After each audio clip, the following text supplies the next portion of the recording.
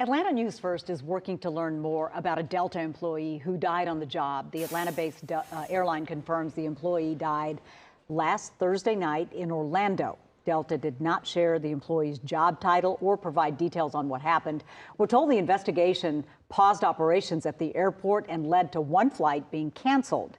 In a statement, Delta says the company is heartbroken.